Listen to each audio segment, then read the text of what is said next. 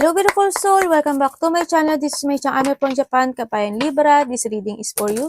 Maraming salamat muna mga gaganap at mangyayari sa natin araw ng November 2024. Maraming salamat muna sa mga subscriber nyo, subscriber, cross-watcher, at sa mga bagong pasok yan. Welcome na welcome sa bahay ni Ate Aimee. Parang napipito. Salamat din sa nakataban ng puso yung mga comments. Sa mga nagpa-personal reading, maraming salamat po. Kung sino na energy nyo lang talaga ang gusto makuha natin, all the details is nasa baba ng video na ito. This is a general reading, Kabayan Libra, kunin mo lang sa'yo at itapon ang hindi sa'yo. Maaring ito isa vice versa, maaring energy mo, energy ng person mo, o energy ng malapit sa puso mo. Maaring nangyayari, or mangyayari pa lang. Use your own intuition, lawakan natin ang ating isipan. Tandaan nyo, napakarami yung energy sa mundong ito, kaya hindi ito basta-basta mag-resonate sa inyo. Okay? Pag hindi nag-resonate sa inyo, maaaring hindi ito para sa inyo. 6:16 naman. Maaaring ikaw itong man or husband mo, kapatid mo, or kasama sa trabaho, ganyan. Maaaring may mga quarrel, question, or sarili mo rin, ganyan. May mga question ka sa sarili mo, no? Kung bakit yung mga wini-wish mo is hindi pa natutupad, ganyan, no? Meron kayong, iba sa inyo, maaaring nagkakaroon kayo ng pagkalito or mga negativity on unclear, no? Yeah, may mga doubt. This is a problem kasi, no? This is a problem. Siguro this week may mga problema o baka ngayon naiisip nyo na yun, no? About your financial, about your business, about your love, ganyan. May mga negativity or unclarity na isang sitwasyon na ako nakita. Baka malito ka sa mga didesisyonan mo ngayon, ganyan. May mga doubt, maaring doubt or pag-aalala. Ako nakikita dito. Also, may mga gusto kasi kayo ma-achieve this time, no? May mga wini-wish kayo, kumbaga may mga dinidreams kayo, or may mga ini-inspire ka, inspirations in life kayo nakikita ko dito.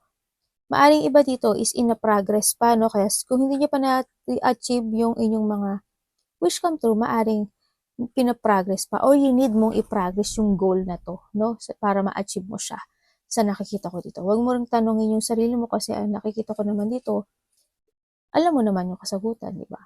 Kung may problema ka, alam mo yung kasagutan. Huwag ka lang mag-manifest, kumbaga, kailangan mo lang din mag-action. No?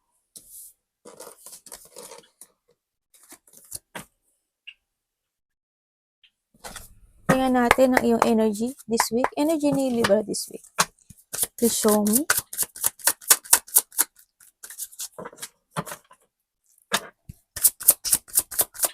Energy ni Libra this week. The Sun. Uy, masaya ka. Ano po ang paparating sa kanya this week? Ano po ang paparating sa kanya this week? Mas laki kasi yung baraha, kaya medyo nahihirapan ako. Malit lang yung kamay ko eh. The Three of Cups. Ano naman ang dapat iwasan ni Libra this week? We have the Ace of Pentacles. Universe, kamusta ang love? Tandaan nyo, love is sa lahat ha. Kapatid, magulang, sarili, karelasyon. Kamusta sa love this week si Libra? Anak, ano ba yun? Abo na yan! Abo na yung dakla. Ganyan yung anak ko. Naglalaro siya. Mahilig siya maglaro sa kamay. Mahilig yan sa kamay, sa paa. Yung parang may mga mahabang ganyan. Feeling niya kasi, ewan ko, parang feeling niya yung padali siya kapitan, di ba? Universe, ano pong advice niyo sabi ko sana, ano advice niyo sa anak ko? Ano pong advice niyo kay Libra? Advice kay Libra. Okay. May mga bata. Okay. Bakit the Sun? Show me. Ang energy niya nga ngayon. This week. About, ayan. Ayan.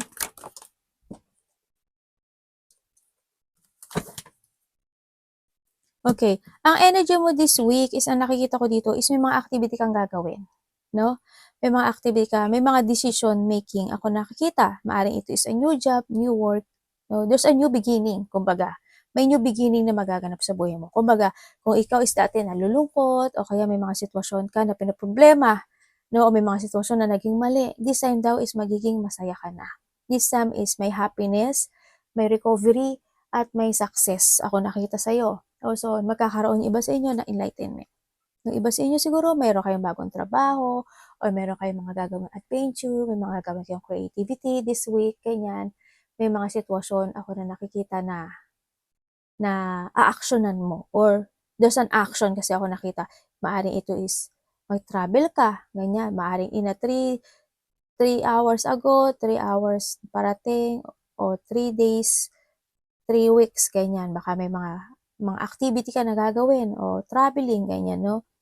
Yan. As in, magiging masaya yung iyong energy this week. Masaya siya. May magkakaroon ng enlightenment sa'yo. Kumbaga, yun nga, magkakaroon na ng balancing sa iyong buhay this time. Lalo na when it comes sa trabaho mo, or sa karelasyon mo, or yung mga ginagalawan mo this time. Makakaramdam ka na ng freedom actually. Yes, makakaramdam ka na ng freedom. May pagkikita pala. May makikita.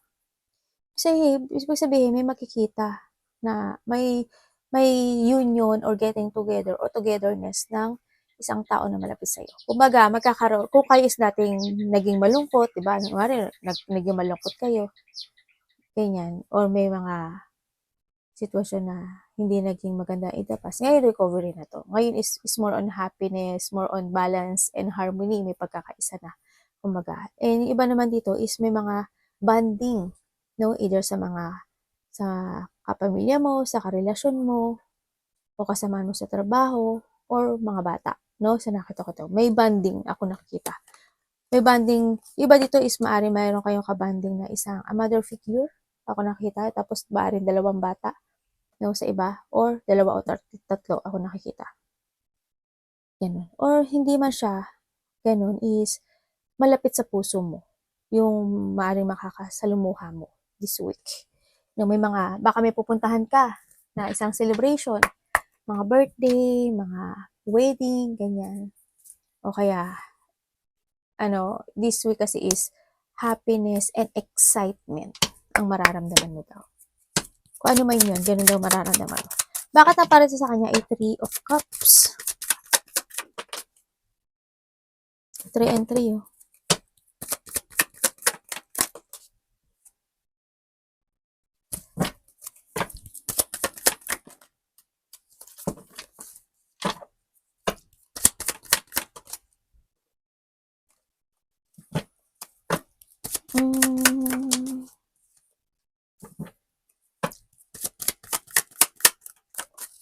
Thank you. Ba, mukhang relate. Ay, Devil. Okay. Ang parating sa iyo this time is magkakaroon daw ng pagkikita.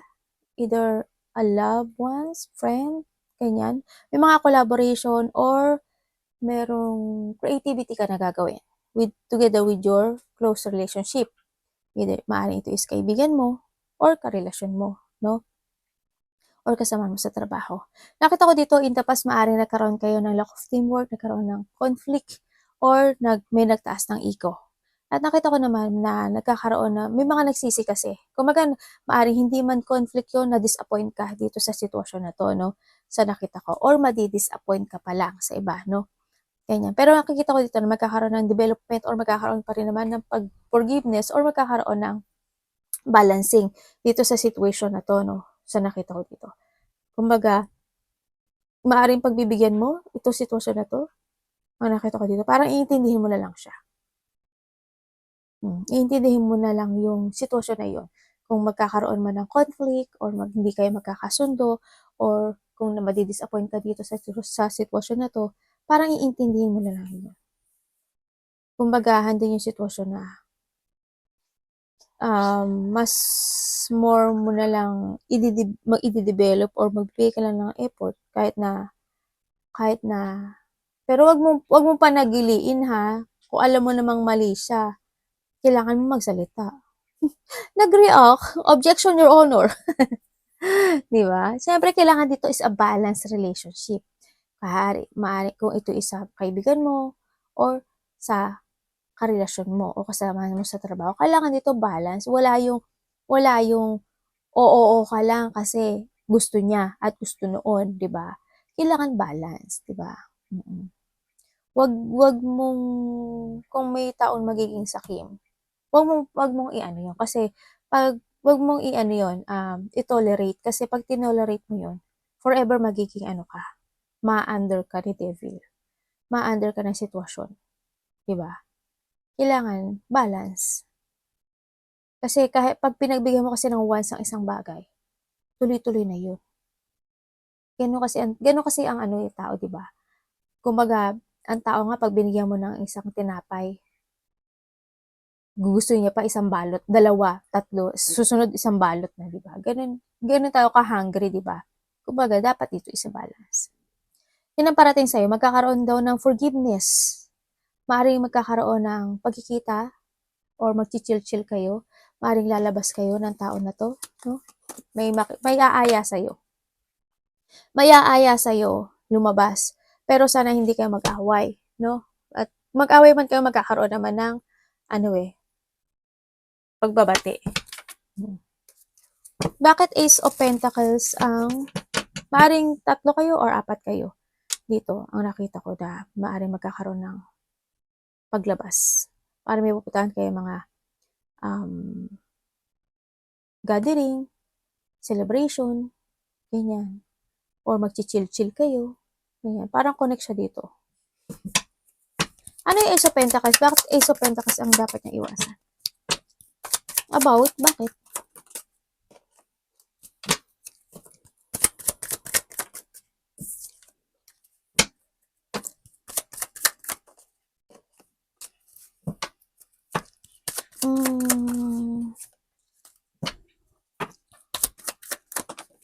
Ay, malagot.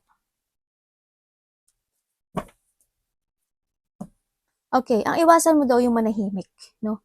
Iwasan mo yung magkaroon ng pananahimik na kahit alam mong wala ka na, ibibigay mo. Iwasan mo yun. Kumbaga, okay naman tumulong eh. Okay naman tumulong, pero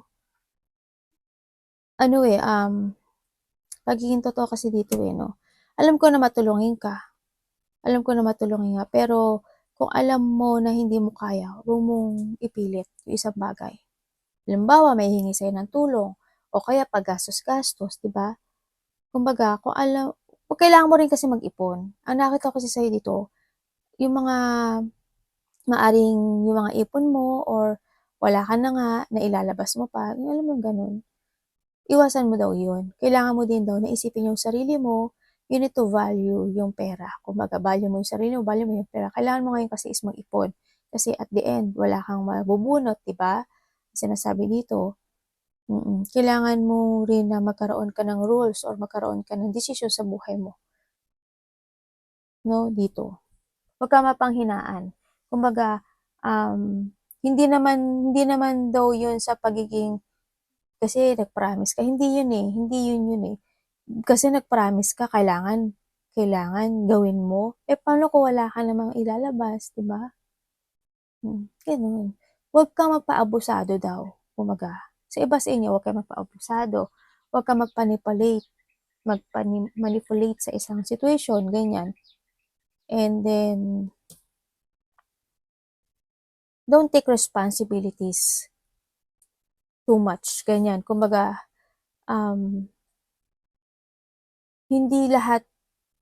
hindi dapat lahat iaklang mo sa balikat mo, yung mga bagay, no? Sa nakita ko dito, hindi ikaw. May 2 bata ako nakikita dito, hindi ko alam kung sino yung 2 bata, anak mo, or maaring may 2 bata ka na pinahahalagahan at ibinibigay mo yung lahat para sa kanila. Yan ang nakikita ko. At may babae rin ako nakikita, no? Na maaring tinutulungan mo rin siya or siya ang tumutulong sa'yo. Pero ang nakita ko dito, hindi ka naman si superwoman, hindi ka naman si superman, 'di ba? Alagaan mo rin yung sarili mo. Pahalaga mo rin. Pag alam mong wala ka, wala ka. Kailangan mo rin daw magtipid, no? Kailangan mo rin magtipid. Huwag kang manahimik lang. Kumbaga, magsalita ka rin. Ganun. Kailangan mo rin kasi magigpit eh. Hindi naman yun sa pagiging madamot. Hindi yun sa pagiging madamot yung sinasabi ko. Kumbaga, maging totoo ka rin sa sarili mo. Huwag kang mahiya kasi ganito lang yung budget ko eh. Mga ganun lang. Hindi naman yun ano eh. Maghigpit ka. Huwag kang magpanupalit sa isang, huwag kang magpaabusado kumbaga. Hindi ko naman sinasabi na masyado ka na inaabusado, pero parating ka na doon. Parating ka na doon. Diba? Maghigpit ka raw. In a relationship this week, bakit?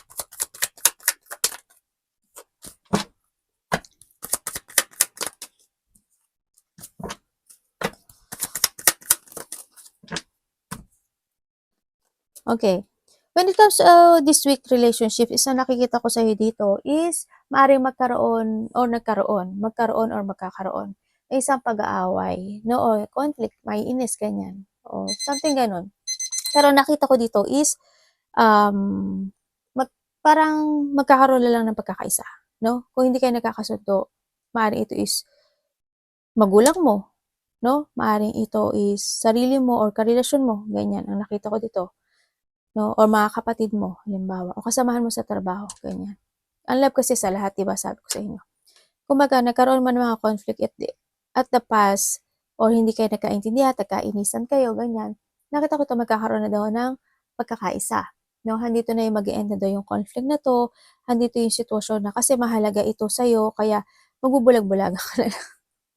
Kumbaga, handi yung pananahimik mo, no? Handi yung pananahimik mo this time, sa nakikita ko dito. May mga itong sitwasyon 'to baka biglaan kayong ano, magbati, ganyan. May tao akong nakikita na ano, na, magkakaroon kasi ngayon ng renewal, eh. May tao dito na parang takot siyang kumprontahin or takot mangumpronta, ganyan. May sitwasyon itong relationship na 'to iintindihin mo na lang daw 'to, sa nakita ko dito. Iintindihin mo na lang siya, hindi ka na makikipagkompetensya, kumbaga mas pipiliin mo na lang maging peace kayo. Relasyon man yan, kasama sa trabaho, magulang, ate, ganyan. Mas gugustuhin mo na lang maging peace. Kumbaga, tama na yung away. Kumbaga, wala nang competition.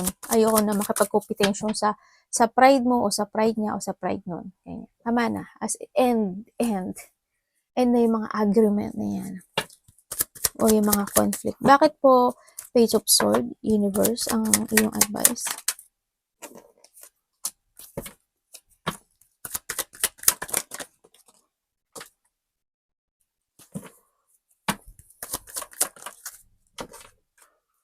Okay. Page. Oh. Okay. Sinasabi dito is,